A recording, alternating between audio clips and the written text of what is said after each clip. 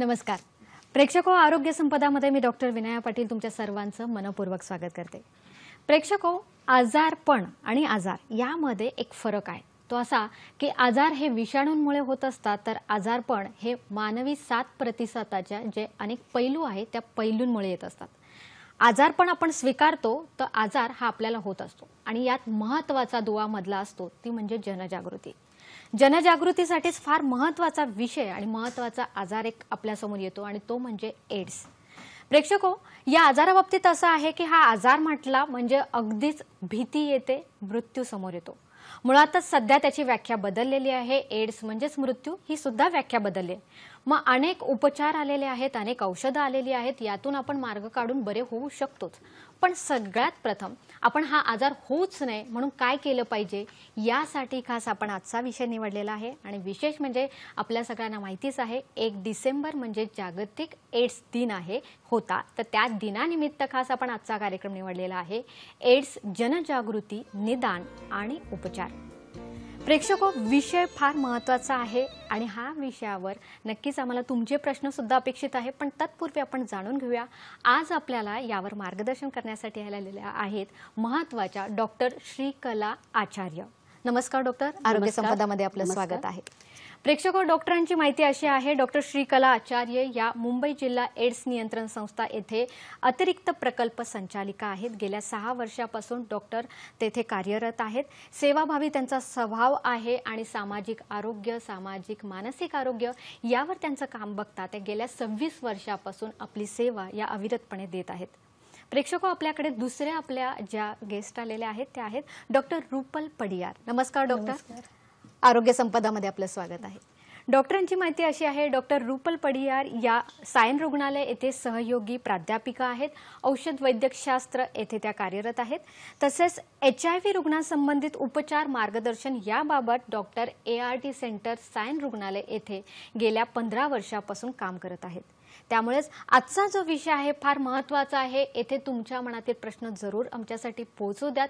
त्यासाठी आमचा phone number आहे 022 हा मुंबईचा कोड क्रमांक आहे आणि लँडलाईन नंबर आहे 24900232 24900232। प्रेक्षको, आजार होऊ द्यायचाच नाहीये, त्यासाठी काय केलं पाहिजे आणि हा आजार झाला असेल तर त्यातून कसा योग्यरित्या मार्ग बाहेर काढायचा यासाठी महत्त्वाचा आपला आजचा विषय असणार आहे। नक्कीच तुमचे प्रश्न येऊ द्यात, पण तत्पूर्वी आपण एक काम करा की ज्या वेळेला फोन करतात त्यावेळेला कृपया आपल्या टीव्हीचा आवाज बंद करा आणि आपला प्रश्न आमच्यापर्यंत सलग एकदा विचारावा। चला तर मग कार्यक्रमाला सुरुवात करूया। डॉक्टर, तुमचं दोघांचंही आमचं या कार्यक्रमात पुन्हा पुन्हा स्वागत आहे, कारण हा फार महत्त्वाचा विषय आहे आणि जनजागृती होणं हे आमच्यासाठी फार महत्त्वाची गोष्ट आहे। डॉक्टर श्रीकला, आपल्याला पहिला हा प्रश्न विचारायचा आहे की जेव्हा एड्स आहे, हा एड्स आजार सगळ्यांना माहितीच आहे, पण याचा काही इतिहास आहे का? होय, आपल्याकडे हा एड्स बाधित पहिला रुग्ण मुंबईमध्ये 1986 साली दिसून आला। त्याच वेळेला मद्रासमध्ये म्हणजेच आत्ताच्या चेन्नईमध्ये काही देहविक्रय करणाऱ्या स्त्रियांमध्ये सुद्धा हे इन्फेक्शन हा संसर्ग आढळून आला होता। त्या दृष्टीने आपल्याला इतर सर्व ठिकाणी ह्याचे रुग्ण आहेत का ह्यासाठी गव्हर्नमेंट ऑफ इंडियाने वेगवेगळे सर्वेक्षण सुरू केली आणि ह्याच्याबद्दल औषधांसाठी संशोधन तर पाश्चिमात्य देशामध्ये चालूच होतं आणि औषधं तिथे 90च्या दशकामध्ये दिसून आली आणि त्याचा वापर सुरू झाला। अच्छा, म्हणजे ही जी औषधं आहे तेव्हा 90 पासून आपण म्हणू शकतो की आपल्याकडे प्रचलित झाली आहेत थोडीशी। होय डॉक्टर, जनजागृती फार महत्त्वाची आहे, पण सर्वप्रथम डॉक्टर रुपल आपण काय सांगणार आहात की एड्स म्हणजे काय किंवा HIV म्हणजे काय? HIV म्हणजे ह्यूमन इम्युनोडेफिशियन्सी व्हायरस। हा एक प्रकारचा व्हायरस आहे।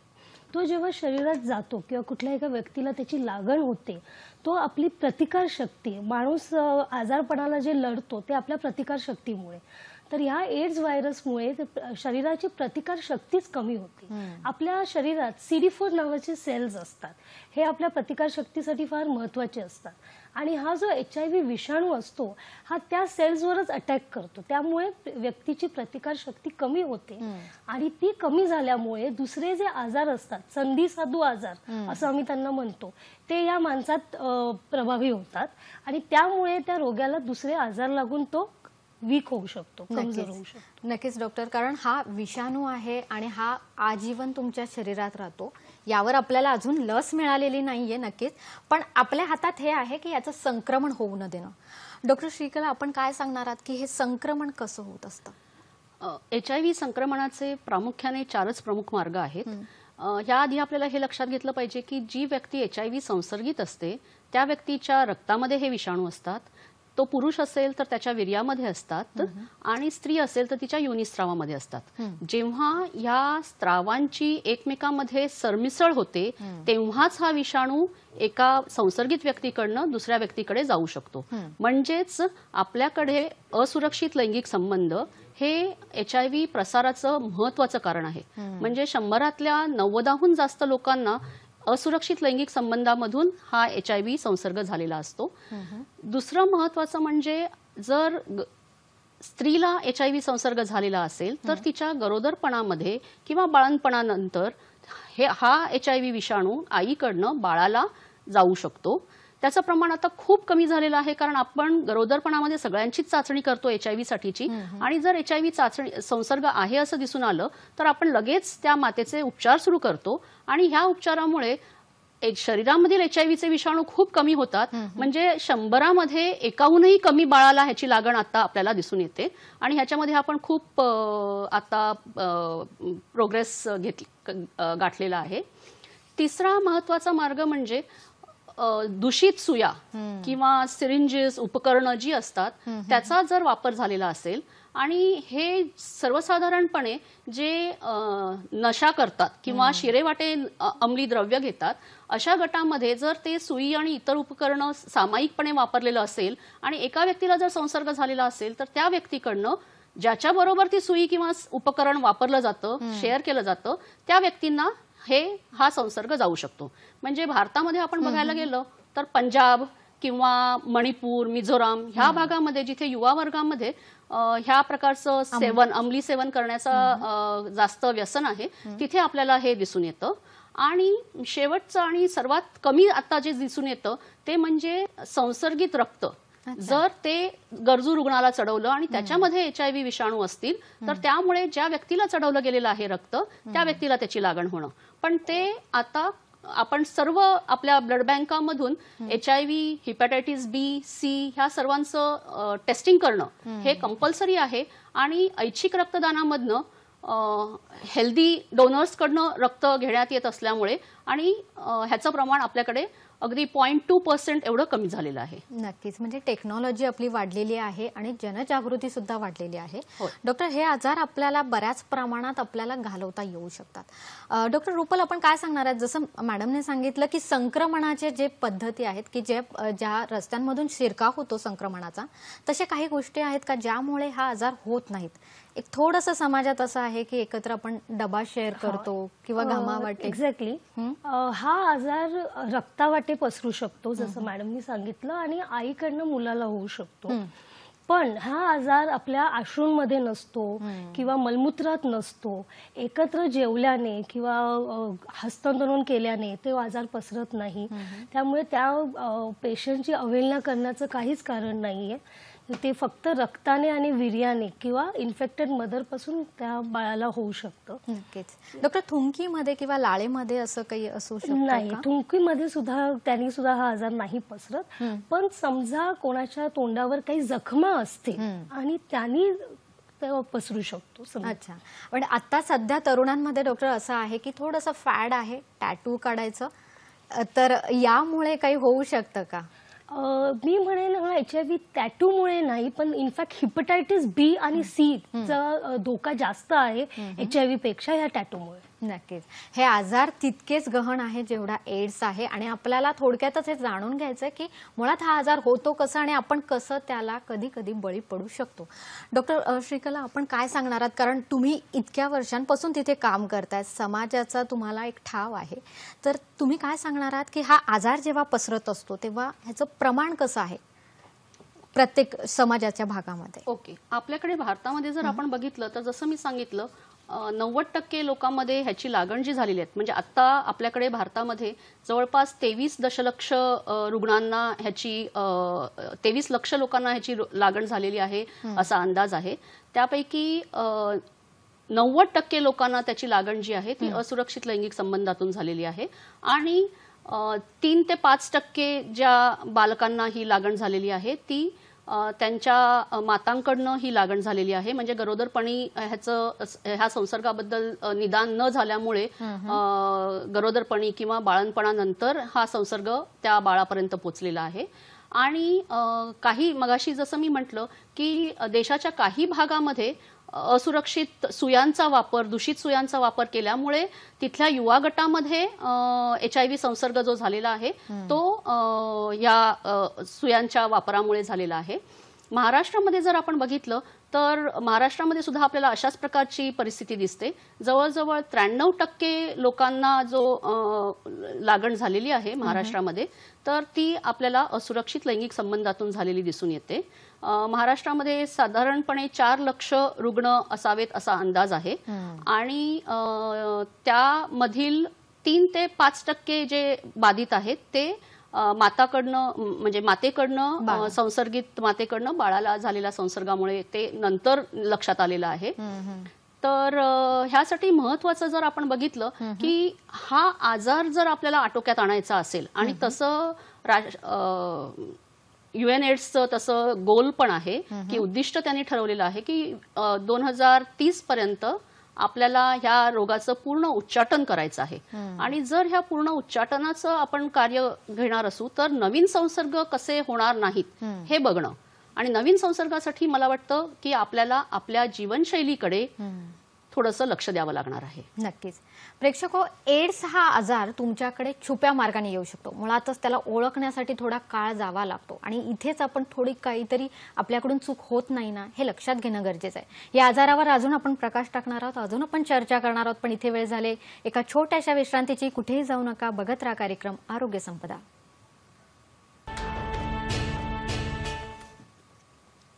ब्रेकनंतर तुमचं पुन्हा एकदा स्वागत. डॉक्टर श्रीकला आचार्य आणि डॉक्टर रुपल पढियार आपल्यासोबत आहेत.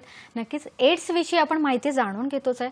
प्रेक्षक, हा आजार छुप्या मार्गाने येतो आणि त्यामुळेच प्राथमिक स्वरूपात याची लक्षणं काय असतात हे आपल्याला खूप समजणं गरजेचं आहे. डॉक्टर रुपल, आपण काय सांगणार आहात की आजार हा होतो तेव्हा नक्की काय दिसून येतं? एक्झॅक्टली. जेव्हा हा आजार होतो तेव्हा त्याची प्राथमिक लक्षणं म्हणजे ताप येणं आणि तो प्रदीर्घकाळ राहणं. आता नॉर्मल मलेरिया, डेंग्यूचा आपल्याला ताप येतात, ते टेस्टमध्ये आपल्याला लगेच कळतात सुद्धा, पण काही ताप असे असतात जे प्रदीर्घकाळ राहतात. ते एक आहे. दुसरी गोष्ट म्हणजे वजन कमी होणं आणि तेही काही न डायटिंग करता किंवा काही कारण नसताना जेव्हा एखाद्या व्यक्तीचं वजन कमी होतं ते असू शकतं. किंवा अतिसार लागणं, जुलाब होणं आणि संधिसाधू आजार जसा TB हा सगळ्यात कॉमनेस्ट आपल्याकडे संधिसाधू आजार आहे ते होणं, ही सगळी कॉमन लक्षणं आहेत. जेव्हा एका व्यक्तीला ही सगळी येतात तेव्हा आमच्या मनात येतं की ह्याला एड्स असू शकतो आणि मग आपण त्याप्रमाणे त्याच्या तपासण्या करतो, चाचण्या करतो आणि मग आपण हा ओळखू शकतो. नक्कीच. म्हणजे हा आजार झाल्यानंतर मुळातच असं असतं की कधी कधी हे आजार बरेच होत नाही आणि रुग्ण वारंवार डॉक्टरांकडे जातो आणि सांगतो की मला अमुक एखादा आजार बराच होत नाही आणि तेव्हा डॉक्टरांच्या मनात शंका येते की कदाचित हा HIV तर रुग्ण नाही ना. डॉक्टर रुपल, आपण काय सांगणार आहात? कारण बरेचसे आजार आपण 21व्या शतकात आहोत, टेक्नॉलॉजी पुढे गेली, वॅक्सिन्स तयार करतोय आपण कोरोनासारख्या आजारावर, आता अजूनही एड्सवर आलेली नाहीये. आता हा आजार शरीरात आपल्या येतो कसा आणि त्यामुळे आपली प्रतिकारशक्ती कशी कमी होते? एक्झॅक्टली. आता हा आजार येतो कसा, तर हे आपण ऑलरेडी आता मॅडमनी सांगितलं आहे तसं दूषित रक्तामुळे म्हणा किंवा आईकडून बाळाला म्हणा, दूषित सुया वापरल्यामुळे म्हणा, तो आपल्या शरीरात येतो. जेव्हा तो पहिल्यांदा येतो त्याची लक्षणं लगेच पहिल्या दिवसापासून सुरू नाही होत, एक 2-3 आठवड्यानंतर ते सुरू होतात. त्यावेळेला ह्या आजाराला पकडणं बरंच मुश्किल असतं, कारण तो कुठल्याही एका व्हायरल इन्फेक्शन सारखं तुम्हाला हलका ताप येतो, थोडंसं हातपाय दुखणं वगैरे, शरीर दुखणं वगैरे असं होतं आणि त्याच्यानंतर काही वर्षासाठी हा आजार शांत राहतो, आपल्याला काहीच लक्षणं दिसत नाही. त्याच्यानंतर 3-4 वर्षांनी हा आजार बळावतो तेव्हा आपल्याला ही लक्षणं दिसायला लागतात. जसं मी आता सांगितलं की ताप आहे, वजन कमी होणं वगैरे.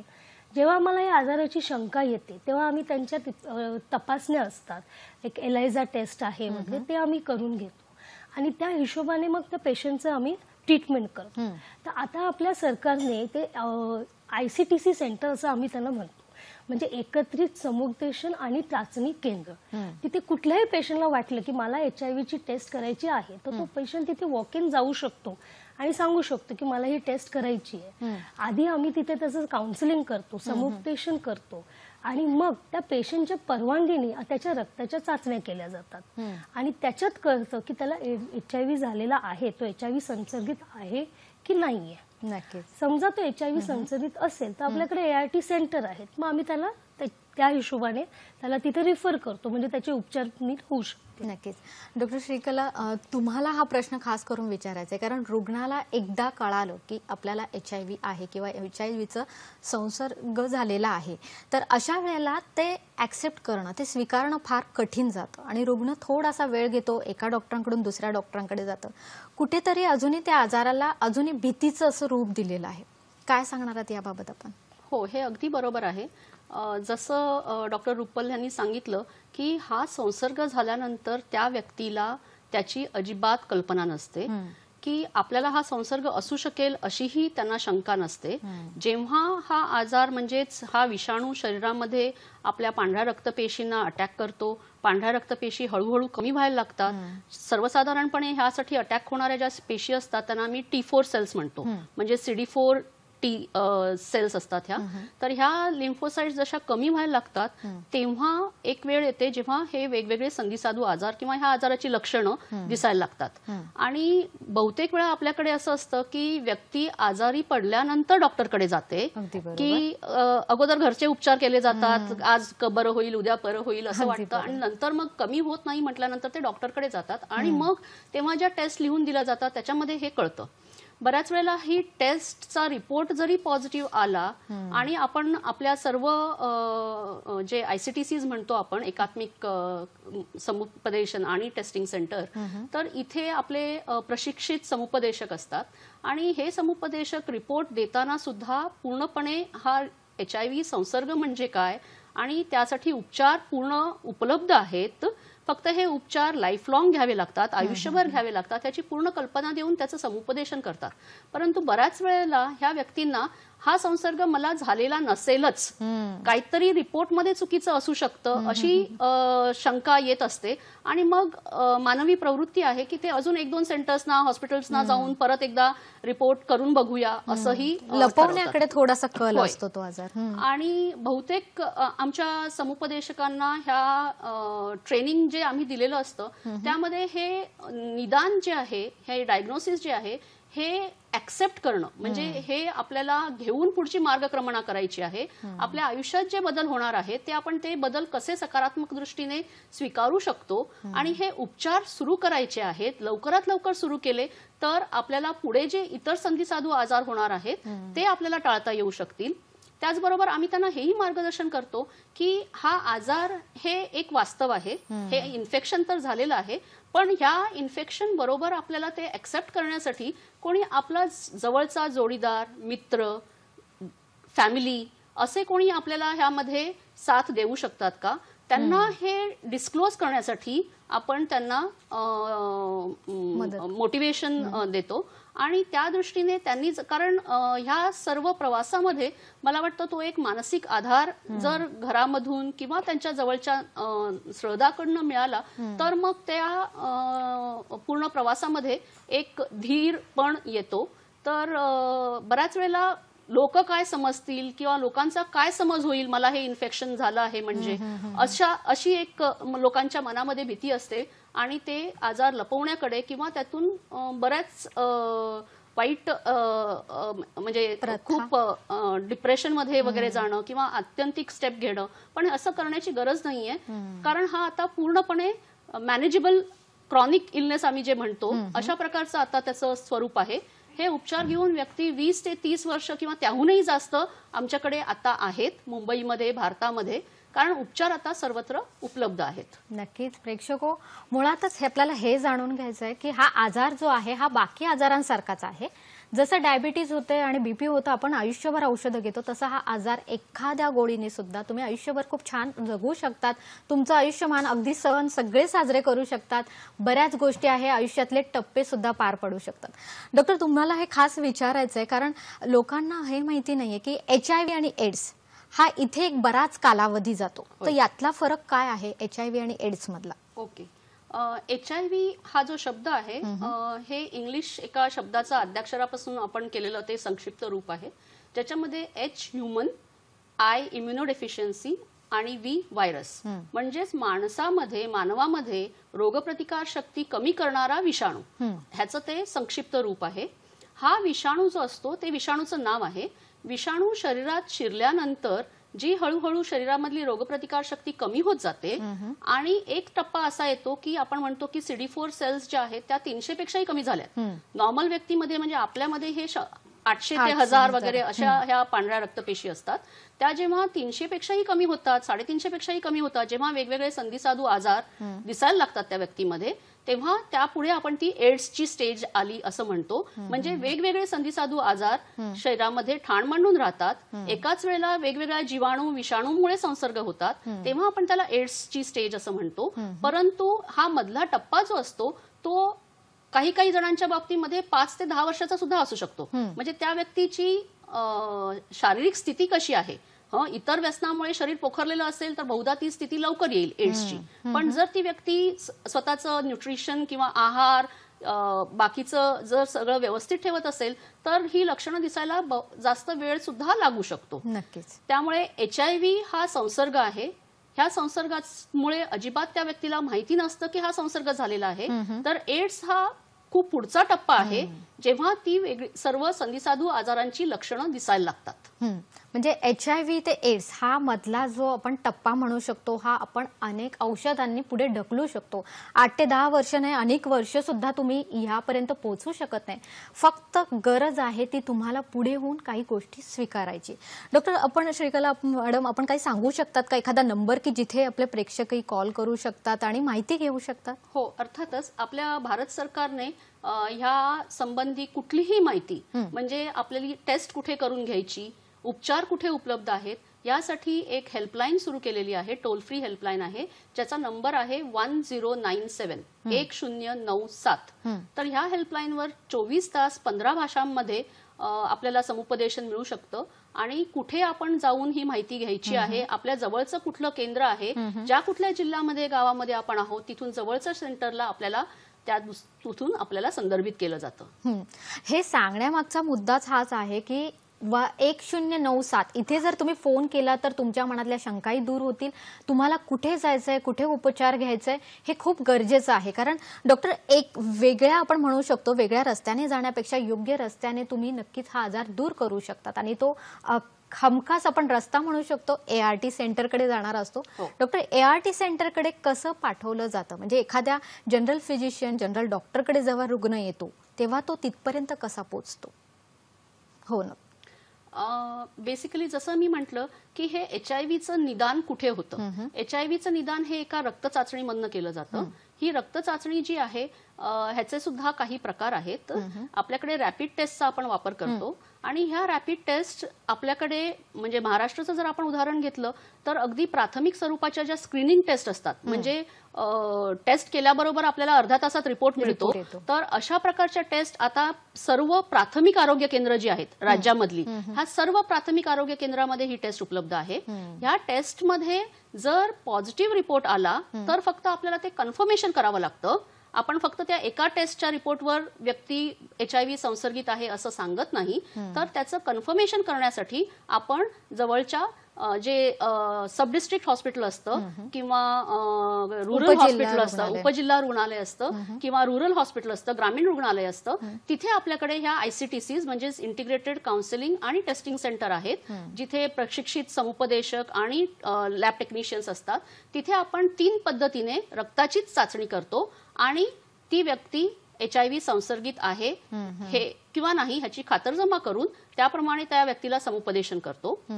जर HIV संसर्गित आहे असं आढळून आलं तरीही काही घाबरण्याची गरज नाहीये, कारण आपल्याकडे गेली 15 वर्ष 2004 पासून भारत सरकारने ART उपचार केंद्र सुरू केलेली आहेत, ज्याला आपण अँटी रेट्रोव्हायरल थेरपी असं म्हणतो. म्हणजेच HIV विषाणूंना ठार मारणारं औषध, असं औषधं आपण ह्या उपचार केंद्रामधनं देतो. महाराष्ट्रामध्ये ही उपचार केंद्र जी आहे, ज्याला आम्ही ART उपचार केंद्र म्हणतो, तर महाराष्ट्रामध्ये सर्व वैद्यकीय महाविद्यालय, सरकारी वैद्यकीय महाविद्यालय इथे हे सेंटर्स आहेत. त्याचबरोबर आपली सिव्हिल हॉस्पिटल्स जी असतात, जिल्हा रुग्णालय, इथे ही ART उपचार केंद्र उपलब्ध आहेत, जिथे जो आमचा डॉक्टर, काउन्सिलर्स म्हणजे समुपदेशक, फार्मासिस्ट, स्टाफ नर्स असा गट असतो आणि ह्या रुग्णांचं उपचार सुरू करणं हे इथे लगेच केलं जातं. नक्कीच. प्रेक्षको, नक्कीच आपल्याला हेच पुढे आणखीन माहितीच घ्यायचीच आहे की गव्हर्नमेंटची काय पॉलिसी आहेत. नक्की भविष्यात हा आजार आपल्याला जर दूर करायचा आहे तर आपण ह्याला कसं दूर करू शकतो, यासाठी वेगवेगळ्या अशा औषधं सुद्धा आहेत. याविषयी जाणून घेऊया, पण इथे वेळ झाली एका छोट्याशा विश्रांतीची. कुठेही जाऊ नका, बघत राहा कार्यक्रम आरोग्य संपदा. ब्रेक नंतर तुमचं पुन्हा एकदा स्वागत. डॉक्टर श्रीकला आचार्य आणि डॉक्टर रुपल पडियार आपल्यासोबत आहेत. एड्स विषयी आपण जनजागृती करून घेतोय. प्रेक्षको, महत्वाचा मुद्दा की तुम्ही हे समजून घेतलं पाहिजे, हा आजार छुप्या मार्गाने येतो. त्यामुळे एखादा जर आजार बरा होत नसेल तर एड्स नाही ना, HIVचं संक्रमण झालेलं नाहीये ना, हे चेक करून त्या रुग्णाला ART सेंटरमध्ये पाठवलं जातं. डॉक्टर रुपल, आपण काय सांगणार आहात की ART सेंटर हा असा मार्ग आहे जिथे आपण या आजारावर मात करू शकतो? कशा पद्धतीने इथे उपचार दिले जातात? जेव्हा एखादा पेशंटला निदान होतं की आता याला HIVचं संक्रमण झालेलं आहे, तेव्हा त्याला ART सेंटरमध्ये पाठवलं जातं. आम्ही त्या पेशंटची पूर्ण तपासणी करतो ART सेंटरमध्ये. काही बेसिक रक्ताच्या चाचण्या असतात आणि दुसरी म्हणजे त्या पेशंटची तयारी ART सुरू करण्यासाठी शारीरिक ॲज वेल ॲज मानसिक तयारी लागते त्या पेशंटनी.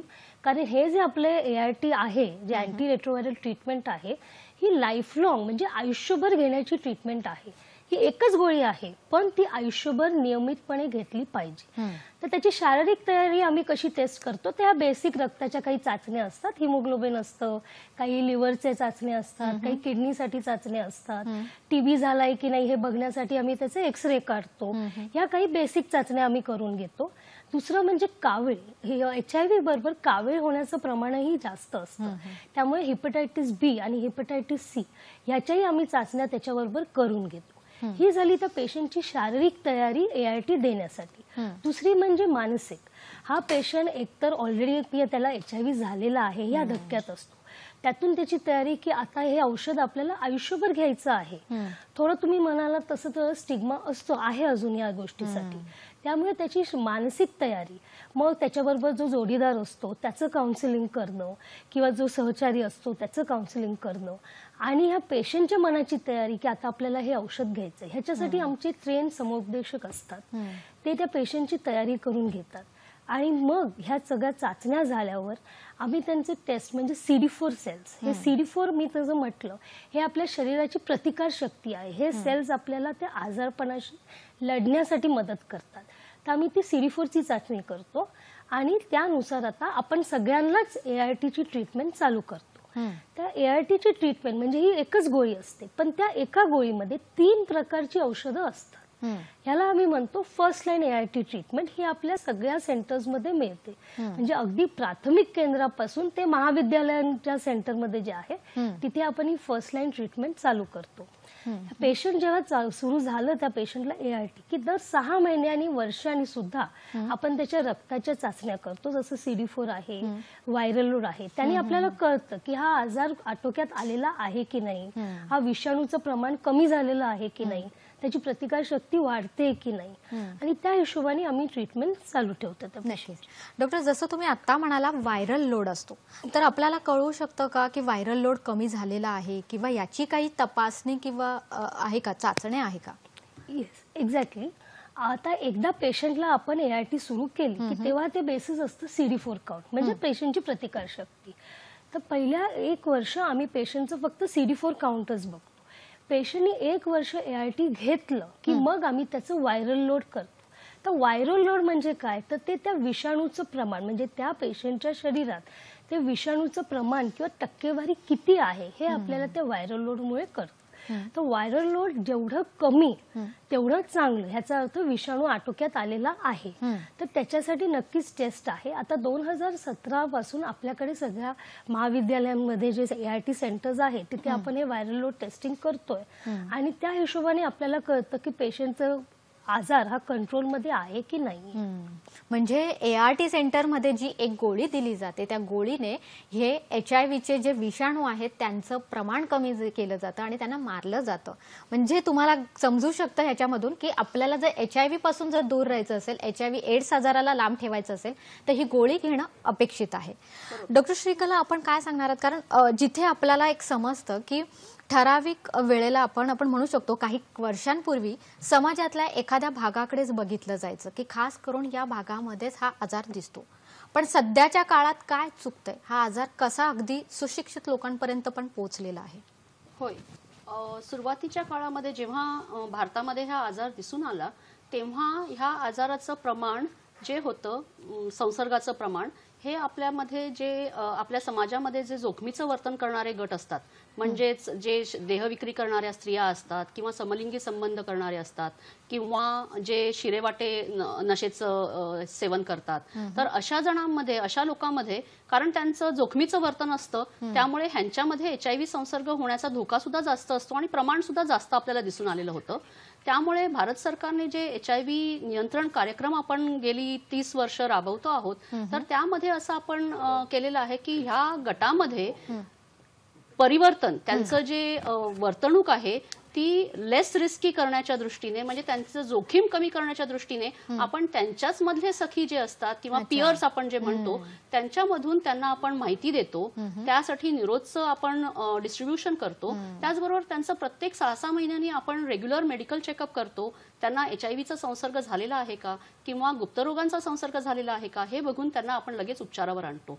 त्यामुळे भारतामध्ये काय झालेलं आहे की HIV ह्या गटामधलं जे HIV संसर्गाचं प्रमाण आहे, जे एकेकाळी 30% 40% होतं, ते आता 2 ते 7% एवढं कमी झालेलं आहे. म्हणजे ह्या जोखमीचं वर्तन होणाऱ्या गटामध्ये हे प्रमाण कमी झाल्यामुळे ह्यांच्याकडनं, त्यांच्याकडे जे येणारे क्लायंट्स असतात त्यांच्याकडे होणारा संसर्ग आणि त्याकडून आपल्या जनतेमध्ये होणारा संसर्ग, हे प्रमाण कमी झालेलं आहे.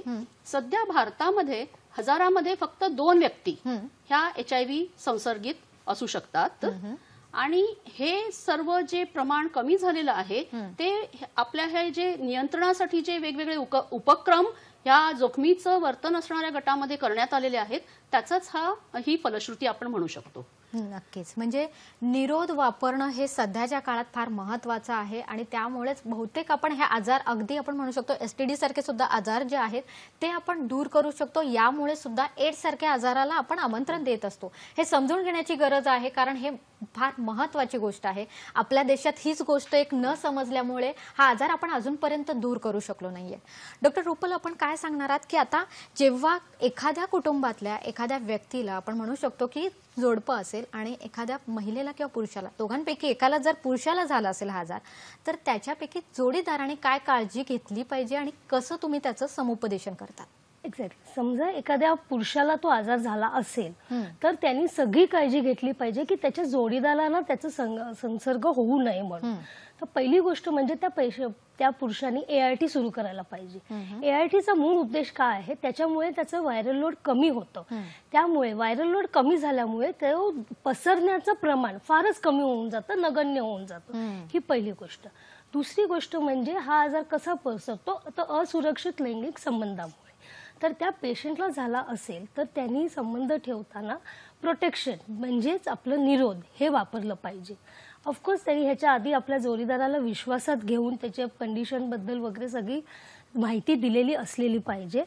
आणि समजा कुठले गुप्तरोग झाले किंवा काही आजार झाले तर लगेच दोन्ही जोडीदारांनी त्याचे उपाय केले पाहिजे, म्हणजे तो पसरणार नाही.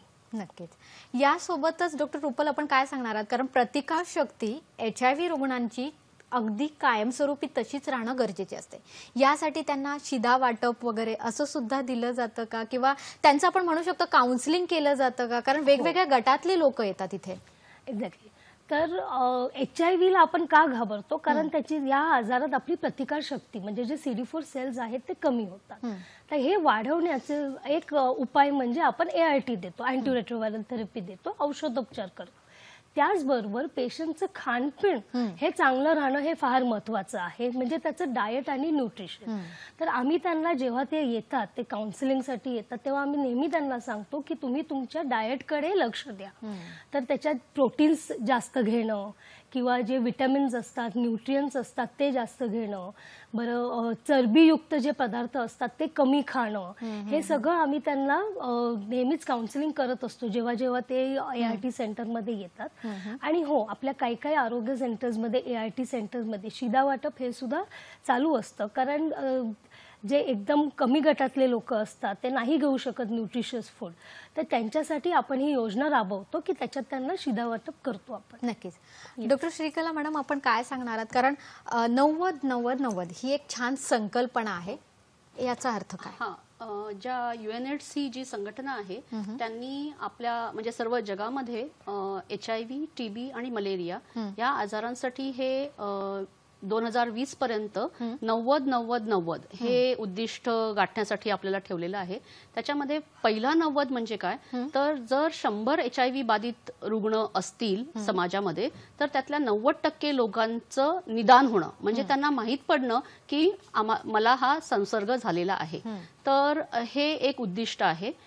कारण जगभरामध्ये असं लक्षात आलेलं आहे की 5 HIV बाधित असतील तर त्यातल्या फक्त 4 जणांनाच माहिती असतं की त्यांना HIV संसर्ग झालेला आहे.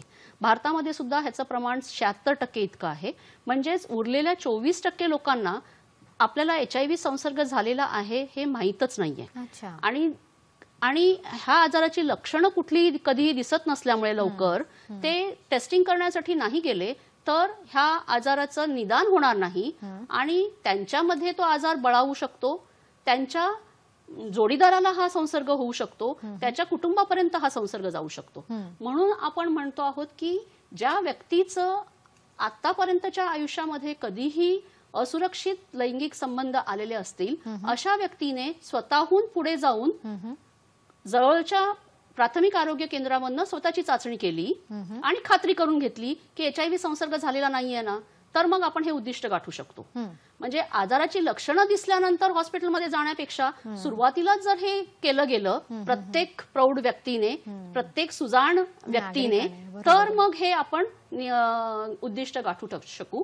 सेकंड 90 जे आहे म्हणजे जे HIV संसर्गित आढळलेले आहेत, निदान झालेलं आहे त्यांचं, त्यापैकी 90% जण उपचारावर आले पाहिजेत, ART त्यांची सुरू झाली पाहिजे.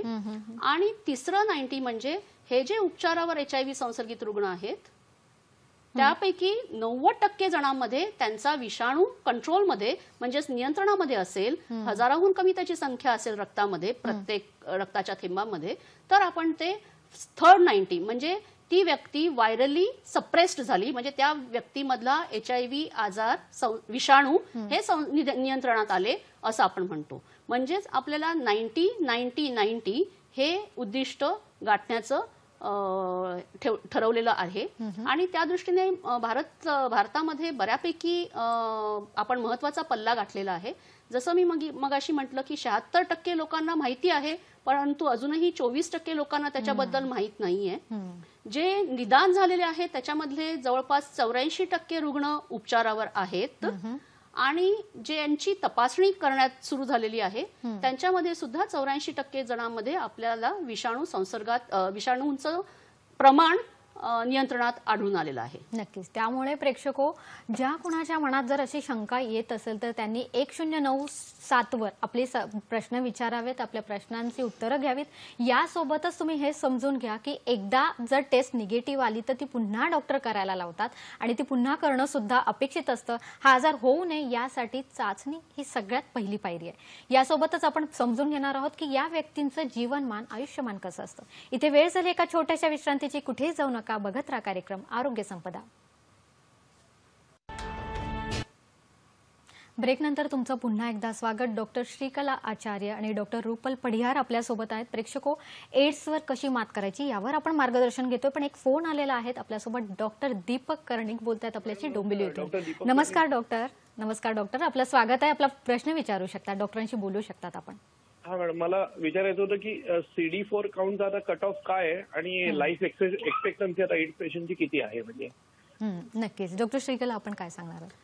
आपल्याकडे सुरुवातीला हा CD4 कट ऑफ असायचा आणि अगदी सुरुवातीला जर आपण बघितलं, जेव्हा उपचार सुरू करण्यात आले तेव्हा जे WHO म्हणजे वर्ल्ड हेल्थ ऑर्गनायझेशन्सनी जे मार्गदर्शक तत्व घातलेली होती त्याप्रमाणे आपण अमुक एका CD4 खालची संख्या गेली तर मग उपचार सुरू करत होतो. तर ते प्रमाण हळूहळू वाढत गेलेलं आहे. म्हणजे 2015 मध्ये हे प्रमाण 500 करण्यात आलं होतं, पण 2017 पासून भारत सरकारने HIV निदान झाल्याबरोबर त्या व्यक्तीचा CD4 कितीही असला तरीही त्याला उपचार लगेच सुरू केले पाहिजेत असे निर्देश दिलेले आहेत, ज्याला आपण टेस्ट अँड ट्रीट म्हणतो किंवा ट्रीट ऑल असं म्हणतो.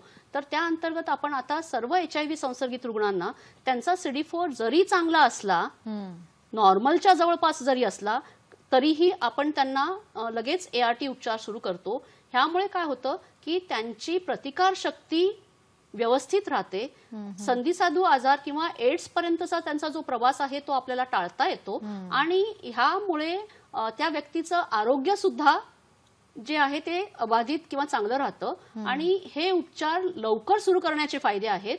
त्यामुळेच आमचं सगळ्यांना हे आव्हान राहील की लोकांनी आपली चाचणी करून संसर्गाचं निदान लवकरात लवकर केलं म्हणजे हा आजार पुढे गंभीर रूप घेणार नाही आणि उपचार सुरू झाल्यामुळे हे एड्सची स्टेज आपल्याला टाळता येऊ शकेल. नक्कीच प्रेक्षको, त्यामुळेच आपण जेव्हा उपचार घेतले तर बरेच संधिसाधू आजार आहेत, म्हणजे TB आहेत, हेपेटायटिस B आहेत, कधी कधी एड्स व्यक्ती हा एड्सने न जाता या आजारांनीच जातो. त्यामुळे आपल्याला जाणून घ्यायचं की हे आजार कसे आपण दूर ठेवू शकतो, प्रतिकारशक्ती कशी वाढवू शकतो. डॉक्टर रुपल, आपण काय सांगणार आहात? कारण आपण लाईफ एक्सपेक्टन्सी याविषयी चर्चा करणारच आहोत, पण तत्पूर्वी ट्रीट ऑल पॉलिसी ही काय आहे?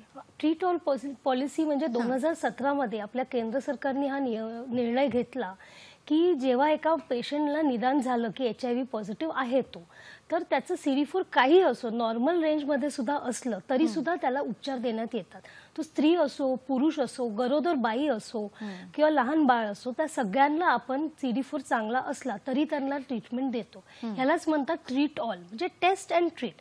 तुमची टेस्ट पॉझिटिव्ह आली की तुम्हाला उपचार हा मिळणारच, की तुमचा CD4 चांगला असला वाईट असला तरी तो तुम्हाला मिळणारच. That is treat all policy. म्हणजे याच्यामध्ये आपण काही क्रायटेरिया न करता हा आजार आपण झिरो एलिमिनेशन कडे नेतोय. डॉक्टर श्रीकला मॅडम, आपण काय सांगणार आहात? झिरो एलिमिनेशन कडे आपण जातोच आहेत, काय आहे त्याचं उद्दिष्ट? हा आजार जो आहे हा जसं मी म्हटलं की ह्या आजाराचा संसर्ग होणं हे पूर्णपणे आपल्यावर अवलंबून आहे, आपल्या जीवनशैलीवर अवलंबून आहे. ह्या आजाराचे विषाणू हवेमधनं किंवा अन्नामधनं किंवा घामातनं वगैरे पसरत नाहीत. म्हणजेच ह्या आजाराचा संसर्ग आपल्याला होणार किंवा नाही हे आपल्या वर्तनावर अवलंबून असतं. म्हणजेच जर आपलं वर्तन जबाबदार असेल, आपल्या लैंगिक वर्तनामुळे आपल्याला इन्फेक्शन होणार नाही किंवा आपल्या जोडीदाराला इन्फेक्शन होणार नाही ह्याची काळजी आपण घेणार असू तर मला वाटतं की हा संसर्ग आपण पूर्णपणे शून्यावर आणू शकतो. त्या दृष्टीने आपली जी युवा पिढी आहे की त्यांच्यामध्ये जे आम्हाला आता संसर्गाचा धोका जास्त दिसतो आहे, कारण एक मित्रमैत्रिणींचा दबाव किंवा ड्रिंक्स आणि इतर पार्टीज ह्याच्याबद्दलचं एक वाढतं आकर्षण आणि याच्या अंमलाखाली होणारं वर्तन, यामध्ये कुठेतरी हा संसर्ग होण्याचा किंवा गुप्तरोगाचा संसर्ग होण्याचा धोका असतो. त्यामुळे जर ह्या दृष्टीने आपण योग्य जबाबदारीने हे वर्तन घडून आणलं आणि त्याची जाण ठेवून जर आपण लवकरात लवकर आपली चाचणी करून घेतली तर मला वाटतं की आपण ह्या आजाराचा नक्कीच प्रतिबंध करू शकू. नक्कीच. आणि तरुण पिढी ही प्रलोभनाच्या मागे थोडीशी जाते, तिथे गरज आहे थोडी सजग व्हायची. तर तुमच्याच हातात ह्या देशाचं भविष्य आहे, तुम्ही थोडं आणखीन जागरूक होण्याची गरज आहे. डॉक्टर, एक फोन घेऊया.